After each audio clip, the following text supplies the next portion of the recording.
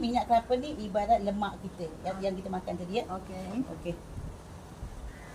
Minyak dengan air dia memang tak satu kan, kan? Okey. Tapi dengan mineral nanti dia satu tau. Tapi dengan test yang lain bukan. Okey. Sekarang ni kita kacau lah, kita bagi dia berlemak dulu lah. Okey. Kita ibarat kita makan, kita ambil air batu, kita minum air kan. So jadi lemak. Ini ibarat lemak yang kita makan tu. Sebab kan kita masakkan minyak kelapa. Yang goreng-goreng tu ni lah jadi masuk dalam badan kita.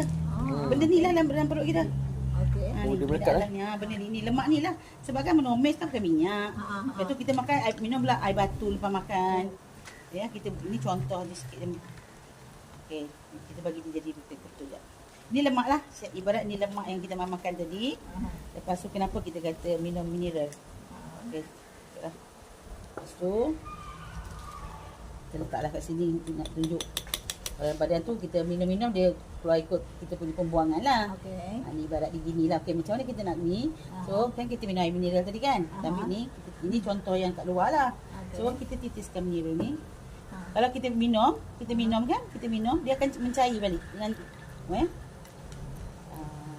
nampak dia cair. So buang. Kalau kita minum, dia ikut kita punya pembuangan. Pembuangan kita lah.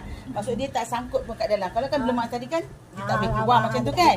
So kita minum mineral. Bila kita minum mineral, dia boleh cairkan balik lah lemak-lemak tu. Dia jadilah cair minyak tadi balik dan keluar lah. Kalau berketusan tu tadi kan dia akan lekat kat kita punya usus. Betul tak? Okay, betul. So dia jadi macam ni. Buang lah.